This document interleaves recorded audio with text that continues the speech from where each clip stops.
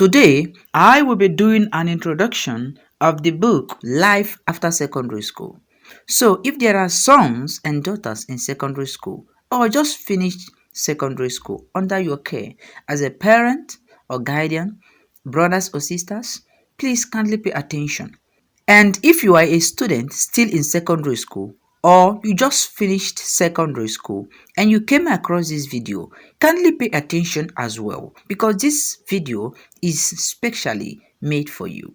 Alright, let's get started. Life is in phases, and it interests you to know that there is a life waiting for you immediately after secondary school. And that life is what I'm about to reveal and guide you into. When you finish secondary school, reality sets in and you begin to reason about what next to do. Do not rush to purchase a JAMB form immediately after you finish secondary school if you want to help yourself and your future. Even if your friends do, sit down and ask questions from people who have graduated from the university. Because there are only two ways to learn: learning by asking questions and learning from mistakes. It could be from your mistakes or others. There is no level you desire to attain in life that someone has not attained. Look for people that have gone ahead of you in life and ask them questions about life. Find out their regrets during school days and also find out from people who are still in school, both the rich and poor. How I wish I had someone who taught me all this. I wouldn't have been at the level that I am today. Some of us learned lessons in a hard way.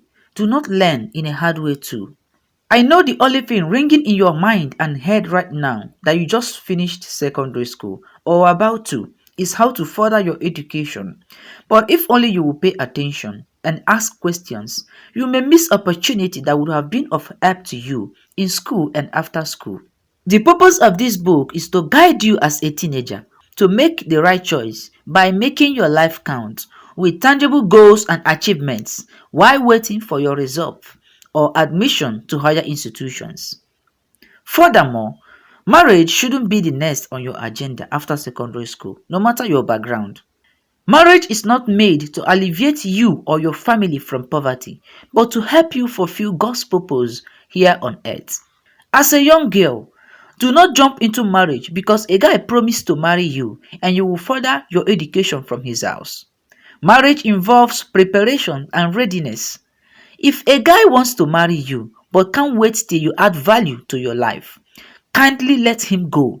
You still have many good things to do with your life before marriage.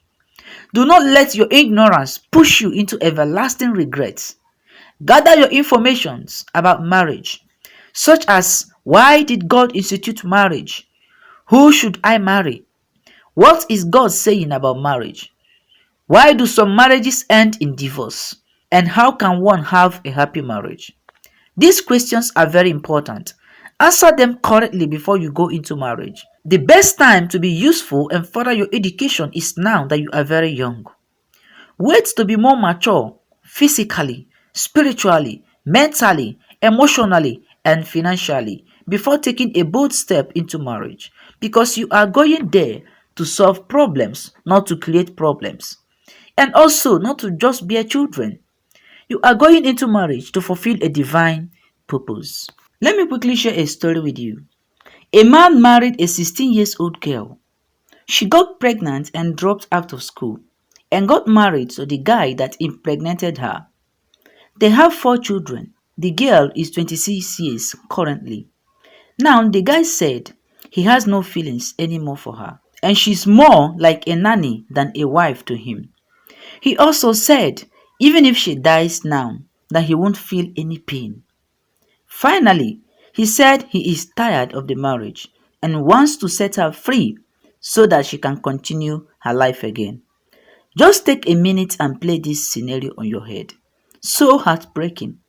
I'm still thinking how bad, frustrated, and used this woman will feel by the time he opens up to her that he is done with the marriage. She might even think of committing suicide if she is not properly guided. This won't be your story, I pray. For you to escape this kind of situation, say no to premarital sex. No matter the pressure from male or female friends, do not allow your friends or erection to give you direction. I understand the stage you are currently. The urge to have sex is high, but do not try it. Because if you do, you will definitely get into trouble. One of the things we weren't taught while we were growing up is sex. And we learnt it from the society. And the way it was presented to us by the society was so lovely and appealing. But little did we know that we were destroying ourselves. There is nothing as painful and harmful as learning from your own mistakes. And that's why I compiled the book Life After Secondary School to educate you as a teenager or your teenagers about sex and affection with the opposite sex, so that they won't make the same mistake by learning sex from the society or world. Some of us have not recovered from the pains of that experience. So do well to be very careful in all you do with your opposite sex, because whatever you do has consequences.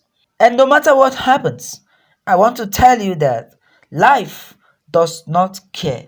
Life does not care about your naivety. Life does not care about your future. Life does not care about what you want to become. Life does not care that you have nobody to train you in the university. Life does not care that you lost your parents when you were young. Life does not care. If you are going to make something out of your life, it is up to you. Life does not show anybody mercy. But the good news is that I do care about you. And that's one of the reasons why I'm on earth, to make sure you, as a teenager or your teenagers, become useful in life.